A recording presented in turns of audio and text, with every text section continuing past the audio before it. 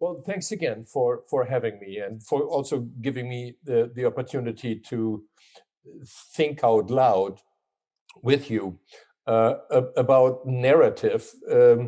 And here I don't just want to tell you what I think is going on with narrative, what it is and how I use it, but I want to try to place it in a larger context of qualitative methods and methodology. And then, I'm particularly grateful for having the opportunity on Friday to really dig a little bit in. And I always call that playing with some data and showing, telling, but also trying out different kinds of interpretive frameworks that we typically bring from different ends, sometimes to the same data, unfortunately, rarely, but to the data that we work with. Good. Having said that, the way I want to use the next 40 minutes or so is to take you through a bit of what I call thinking about qualitative. What is qualitative these days, these years, and how does then narrative fit into this? And there are quite a bunch of different approaches to narrative, as well as to qualitative methodology. So that's what I want to get a little bit into. And I want to start by drawing your attention to a new volume by Paul Kamek, Qualitative Research in Psychology. So this is the volume that is coming out this year. And this is the old one, the first edition by Paul and others, from 2003. And what I want to do is, in my next slide, is go through the way the new volume is structured.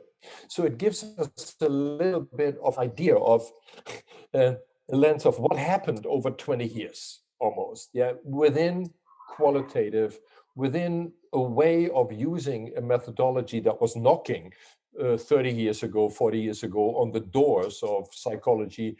And by now, I want to argue it's almost fully integrated in it. That also gives you a little bit of an idea of where psychology was, where it is, and potentially also where it is headed. So Paul Kamek structured this new edition into two sections. The second section, the kind of traditional way of making sense of the different domains within qualitative. And the first section is kind of a theoretical introduction into the kind of pluralist ways of doing qualitative. Excuse me. Interestingly, there are two chapters in here on narrative. Chapter 4, which is more a general chapter, narrative in qualitative. And then there is chapter 6 by Michael Murray, narrative data and narrative analysis. And that's an excellent, I think, introduction into a way of using narrative methodology and applying it to different types of data. So what is interesting is what I have tried to color with green here. And these are new topics, new domains within qualitative. Participatory action research. Michelle Fine is the queen of participatory action research here in the United States. And so it's their chapter. Situational analysis is something also that emerged over the last decade, using video data, focused ethnography. We will talk a little bit more about ethnography later in this presentation, but then also Friday. To do qualitative longitudinal analysis, I think it's an incredibly interesting and important new enterprise. Mixed methods. And then I can see the bottom here. Okay, the development and evaluation research in qualitative as something, again, that is relatively new. And Heidi Levitt's meta-synthesis chapter, something I hadn't heard of until 4 or 5 years ago. And now it is a big chunk in research methods book on qualitative. Okay, that gives us a little bit of a context within which narrative also is situated here. But the question here already is, why narrative twice?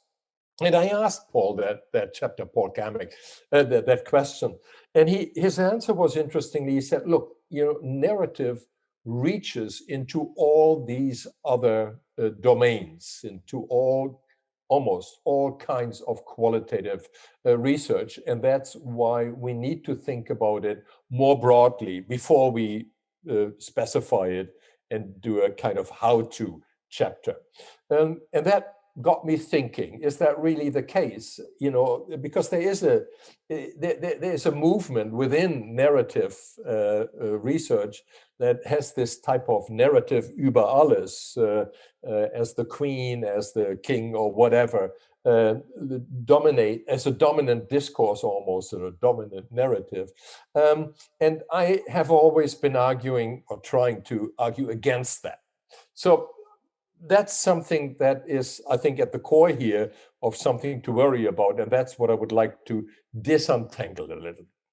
But before we get into this, let me take you through 5 principled ways of qualitative inquiry, of what I think is at the core of doing qualitative.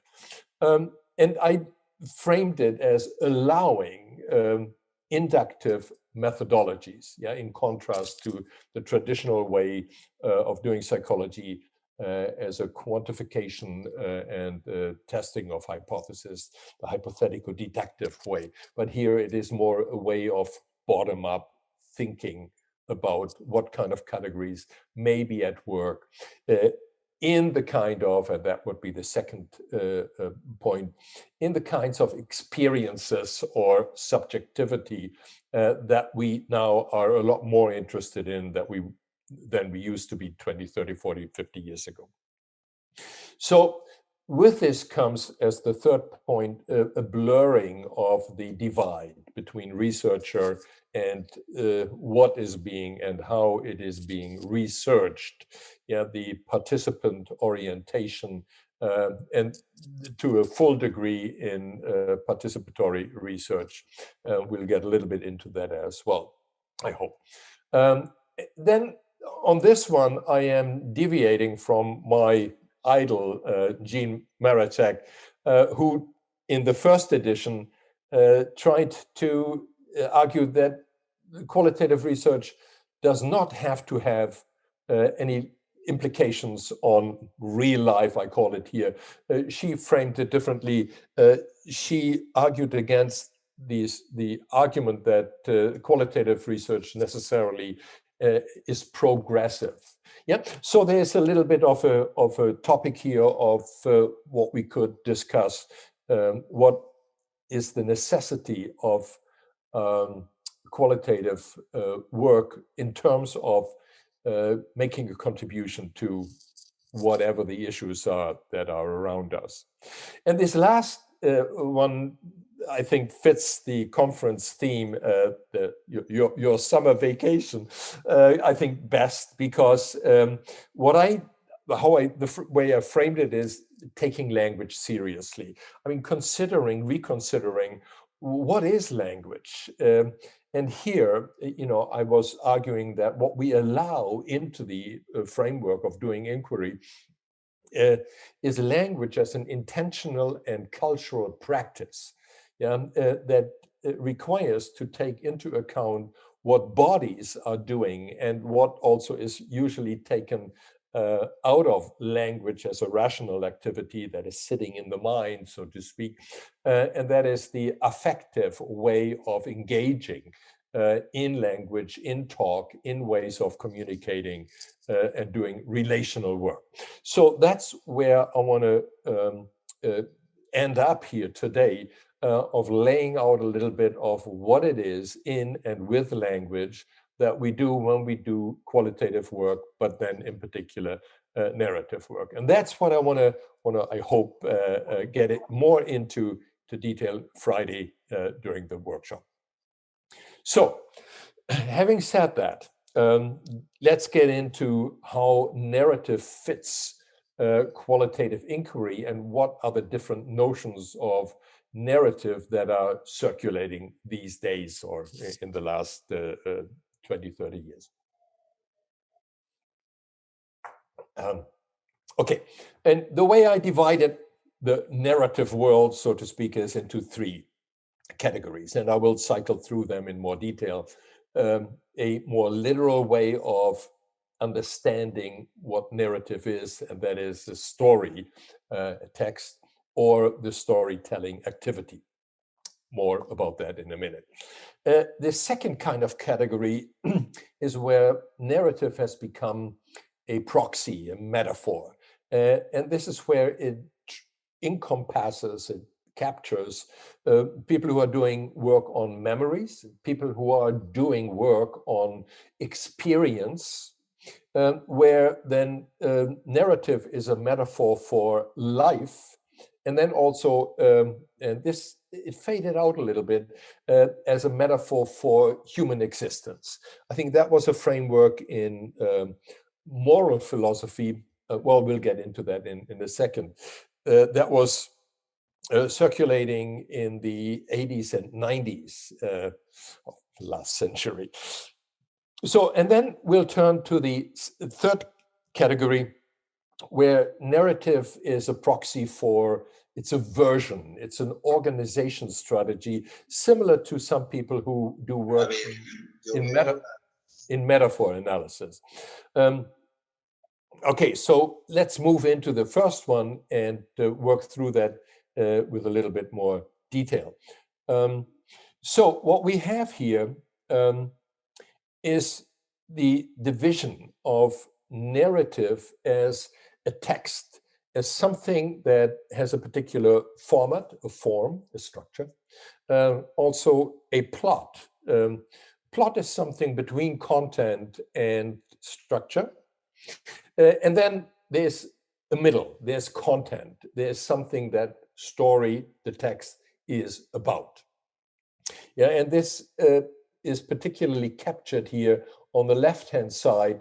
This is where hermeneutic analysis, as a way of doing text interpretation, circling around with different types of sub-methods, so to speak, of what the meaning is of the text that is captured somewhere, supposedly in the text, but also brought to the text in the ways the text has been interpreted.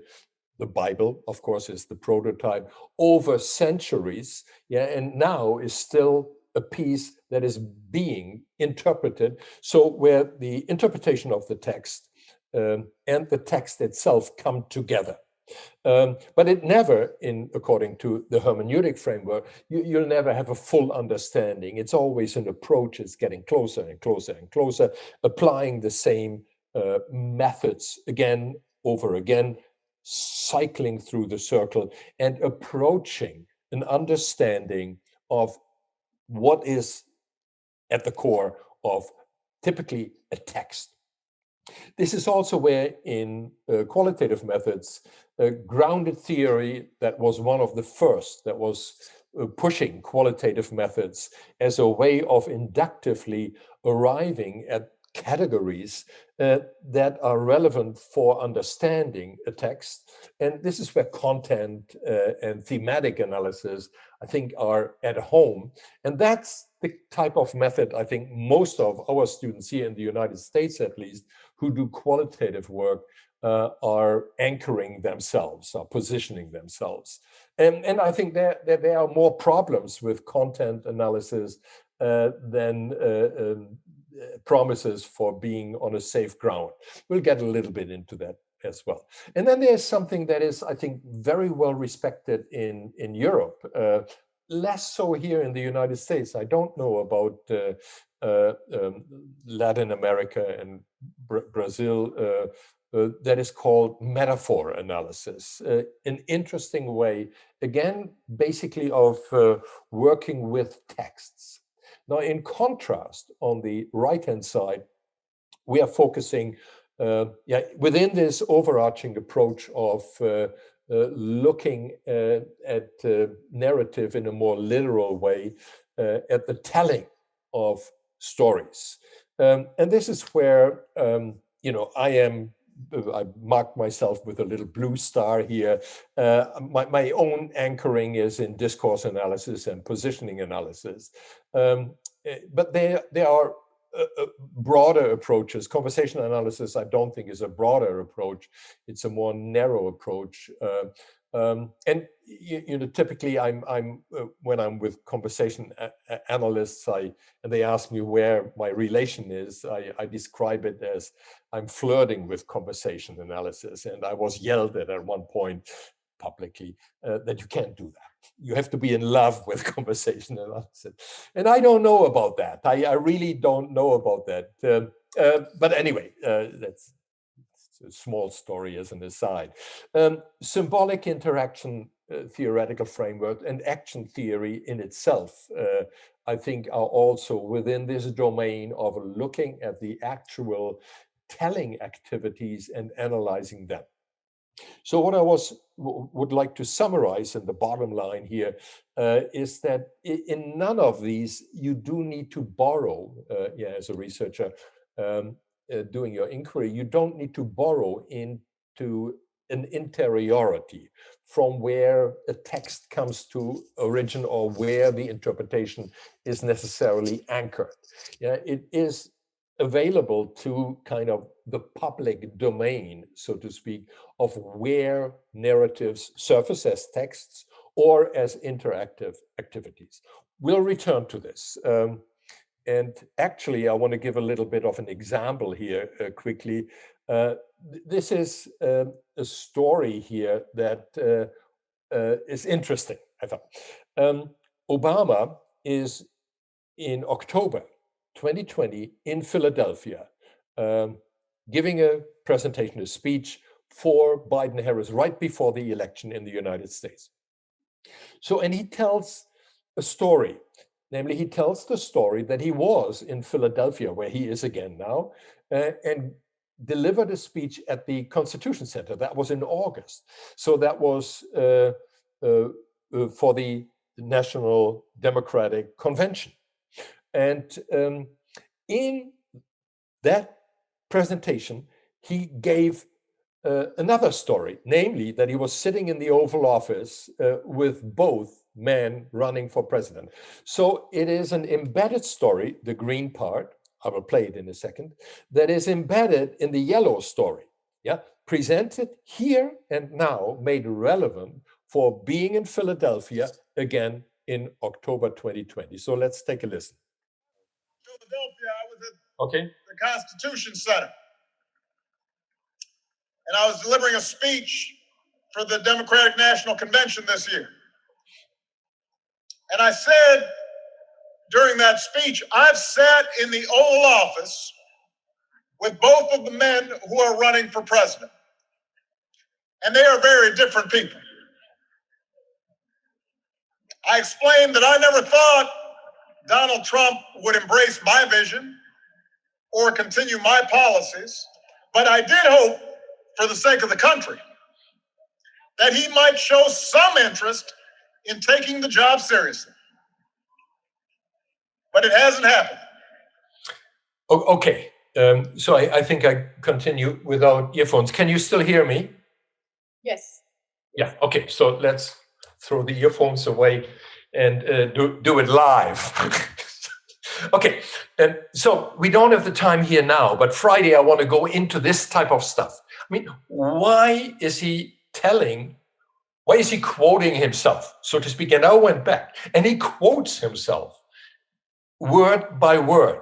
I mean, this is another kind of the indirect speech. When we quote others, what are we doing in those situations? Okay, but here the example was supposed to serve the function of what is a story, and how is the kind of story embedded in what is happening in the context. That is again, at the core of what I want to go into and show and tell and take apart of how this is done on Friday in the workshop. This is just a little bit of foretaste, but also good because were able to test out the audio and the video. So moving on from here, we are turning to the second way of or even a wave of making sense of narrative research and qualitative. And I will try to speed up a little bit in order to have more time for discussion at the end. So there are people who are doing memory work. They are looking into and asking basically the question of their participants, can you tell me about what you remember from when there was an earthquake? I gather you have earthquakes in Chile quite a bit. Yeah, and earthquake narratives or memories are here something that is potentially of interest to a research project. Yeah, or now I think there's a wave of how do you remember when you first time heard about the epidemic or the pandemic, et cetera, et cetera. So getting into memories. In contrast, but overlapping with, can you tell me about your experience of, what were you thinking, feeling? How did this resonate with you? When the first time you heard, or your daily rhythms of how you experienced the pandemic, as an example. Yeah, so this is where moving into the domain of experience looks like it is something deeper, sitting deeper than memories. And now the next one was the big wave of biography research. Yeah, tell me about your life, or at least now it would require somebody to talk about their experience and what they remember about the pandemic as part of their life experience. Yeah, so you go into earlier events, and typically the prototype of biography research is anchored, I think, very deeply in the research that comes from therapeutic orientations. So you go back to your childhood and unravel your life the way you see it, you frame it. So this is where life becomes the proxy, or rather the other way around. Narrative is the proxy for life, making sense of life. And as I mentioned earlier, this has been expanded into narrative research in philosophy in particular, that argues that narrative is the ability to frame life in terms of a narrative framework is at the core of human existence. Yeah, from there we can argue that something like morality and ethics come to existence. And as I mentioned before, I think that has not disappeared, but it has gone a little bit underground.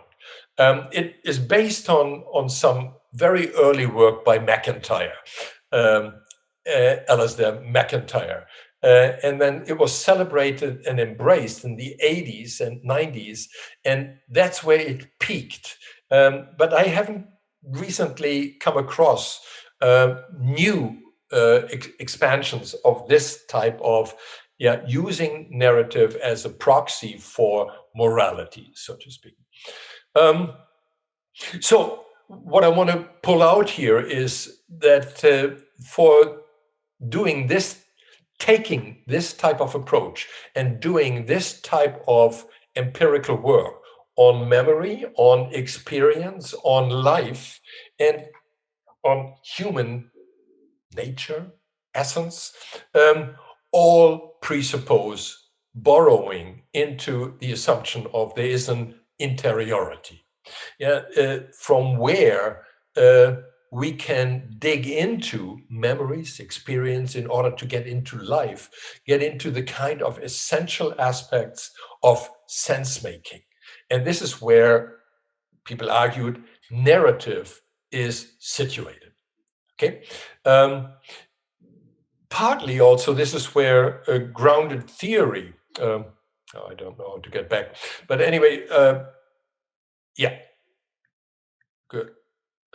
Partly where phenomenology is situating itself, and aspects of grounded theory as well, that can assume, as at least, or make these types of assumptions, that the categories that are in the text or in the interaction, that they come from originally some form of interior ways of making sense of being.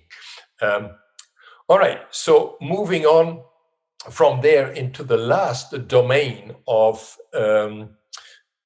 narrative, and the way narrative is used as a metaphor, as a proxy, was and is narrative as a version, as a version of making sense in terms of either collectively or individually, also imposing a umbrella. Narrative as an umbrella is possibly a nice metaphor for this type of strategic ways discourse about narrative. Sometimes it just surfaces when people say, so what's your story? What's your opinion? What is your way of making sense of X, of Y, of whatever happened? And here I would like to distinguish between two ways of making use of narrative as a sense-making strategy. One is running under the header of master narrative, and the other under the header of counter-narrative. Now, counter-narrative originated or came to existence as a way also of trying to understand how these kind of dominant discourses are actually changing, are in flux. Are there intrinsic principles that we can make use of in order to show how dominant discourses over time have changed and are in the process of changing? And counter-narrative was then, I think, the deliberate intent to also not just give master narratives as principles of sense-making an intrinsic notion of there is change, but also that counter-narratives undermine, subvert master narratives, and by doing so,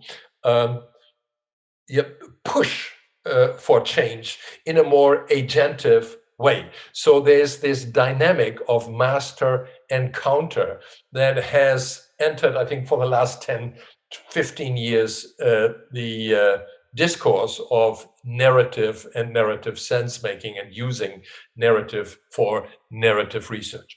I want to draw one more attention to one more distinction. I think that is important because master narrative, in contrast to counter, is used often with the connotation of hegemony. Master narrative as a hegemonic narrative, as a hegemonic sense-making strategy, also called a capital D discourse or master discourse. And I think that's where counter gets its potential, and to analyze narratives with regard to what are they countering, if they are countering, and not just complicit with dominant discourses. That's where it gets its potential. However, master narrative has this, I think, more basic connotation, that master narrative, first of all, is referring to background assumptions. And these are, in a way, dominant background assumptions that rule so to speak, our lives. We take them for granted, we share them, we bring them into almost every moment of using language, of using our bodies to make sense, of using our bodies to express emotions, etc., etc. And as such, they are not necessarily hegemonic. Yet the middle ground, or the difference between master narratives as background and master narratives as dominant and hegemonic discourse is slippery. But we've got to start with the assumption that without background, without master narratives, without capital D discourse, there wouldn't be any communication. We wouldn't be able to understand, because master narrative is referring to background and background assumptions. Very briefly, spreading that out a little bit, there's something that Searle called the deep background. And I think that is a very good way of looking at, again, language. What is embedded in our languages are assumptions about the human body, the way we see the world, that there's a front and a back, that there are two eyes looking at the world, that there are no eyes in the back behind us, that there's a right and a left. These are ways that are embedded in the way we talk. We make sense. These are shared background assumptions. And that's what Searle called the deep background. Very difficult to change the kinds of assumptions that are at work in this so-called deep background. In contrast, Searle had this bipart distinction to background assumptions that are culturally shared. And I would put in age, race, gender, the kinds of norms and conventions that we typically share more regionally, and they are shared differently in different languages also, but then they are also shared in different dialects, up to the issue of idiolects, the way I speak, the way you speak, when we use the same language, etc. Now, these categories that come to existence, but they are also already kind of sitting on a shelf in a way and being borrowed as background assumptions, they are more easily processed to change. Our ways of making sense of sexuality, for instance, over the last 20 years, last 40, 50 years maybe, I think has, I think really interestingly changed. And again, here we would most likely be arguing that there has been progress, that the change is moving in a certain direction. We may touch on that a little bit more in a second as well. Now, what I added with some of my colleagues is a third layer of background assumptions. And these are typically situated in the here and now. These are assumptions about the micro work that is going on in situations when people are together, when people are speaking, talking with each other. The way we use our hands, gaze. And gaze is an interesting one, because I think right now, with what we are doing, interestingly, we are moving into the gaze patterns that we take for granted, typically, when we are face to face. And now behind masks, I think in particular, we will begin to read eye gaze differently because we don't have access anymore to the rest of the facial expression. And the facial expression, I think, is incredibly important, but also incredibly under-researched when it comes to taking language seriously. What we do with our bodies and how we do what we do with our bodies. And we have the means by now, using video data, for instance, where we can stop and replay and go over it again. It's coming. It has been knocking on our doors of doing qualitative research that moves into the minutiae of the micro assumptions that are at work when talk is taking place. So unpacking a little bit about this background that is not necessarily hegemonic, but which is at work. And it can be and will be and is being analyzed by some of us, beginning to at least to move into these domains of taking language seriously, and in particular with regard to storytelling activities. All right, so moving on from here, I'm a little bit early, I think 8:15. No, I'm almost over time. Oh, sorry. Okay, so let me rush through the last 3 slides. So how does narrative stand out or is different? And also, what is missing when we do narrative research?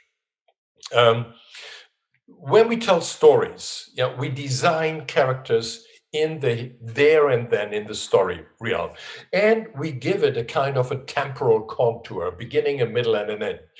This lends itself, in particular, for the organization of what I call navigation, also of constancy and change, of something that is there at the beginning and it is maintained, or it wasn't there at the beginning and it comes to existence in the temporal dimension of the story.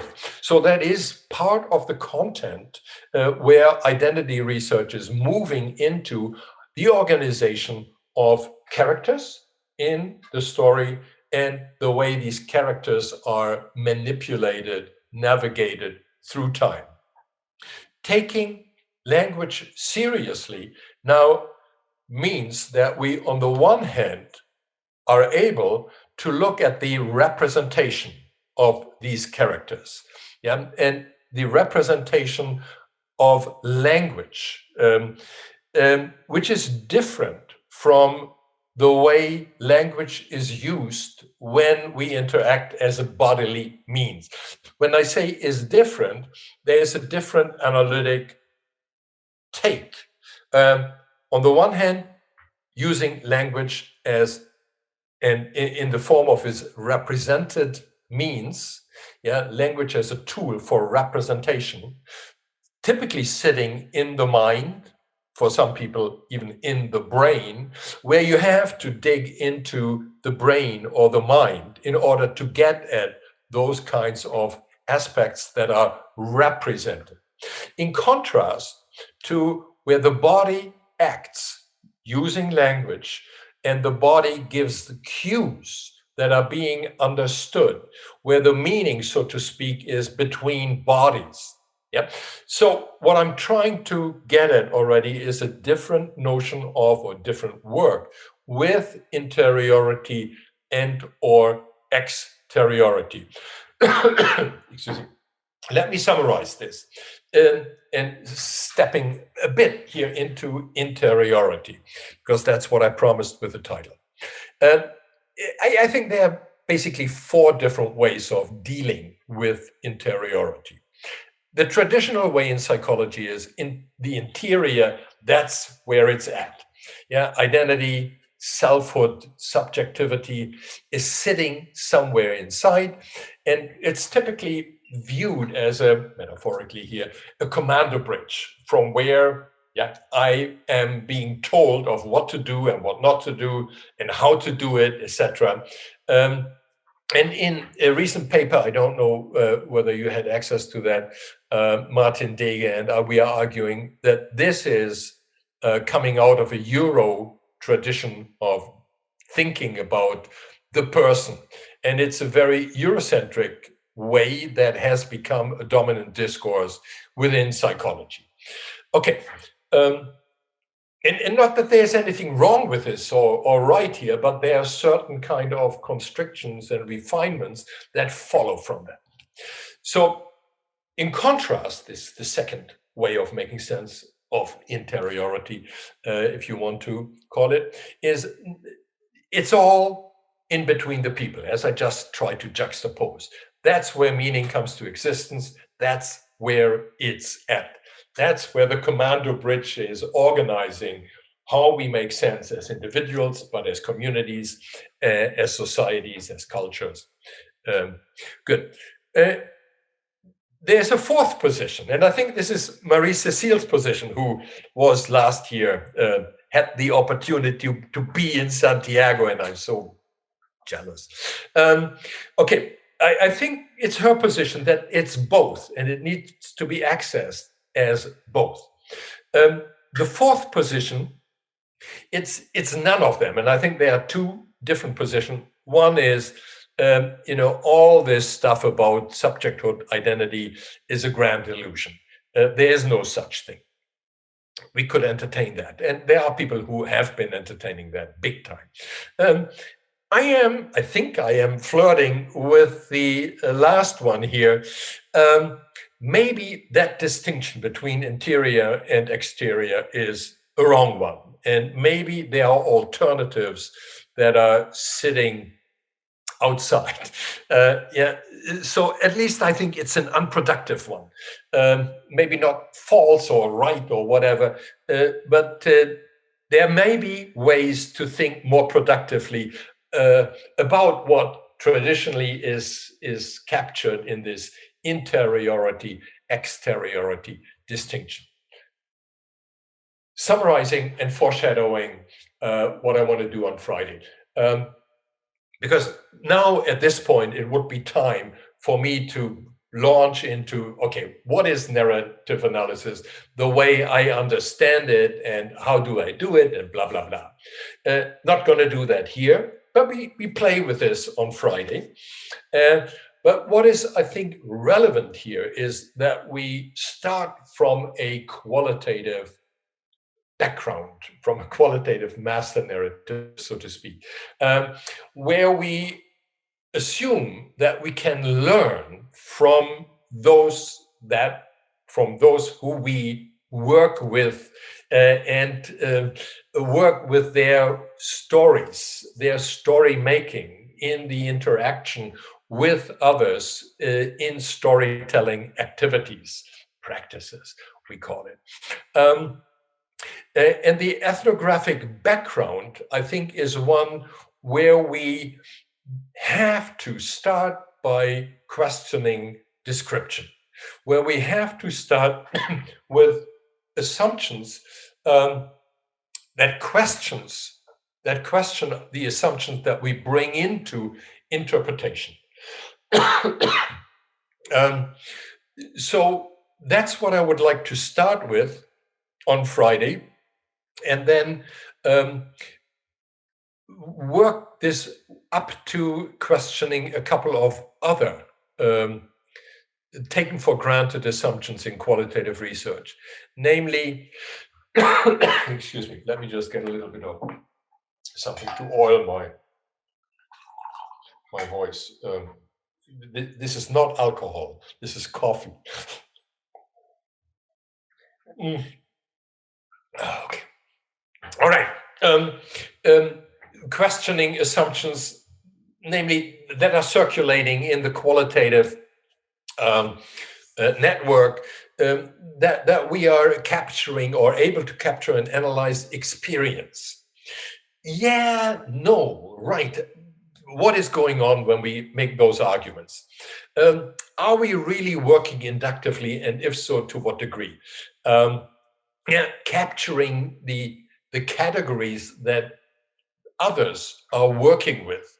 To what degree is that actually possible? And what are we bringing into the assumptions when we claim that we are working inductively?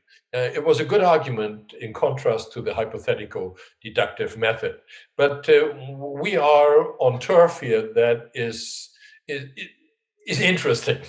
I wanted to say problematic. No, it's interesting. And then also our role as participants in research.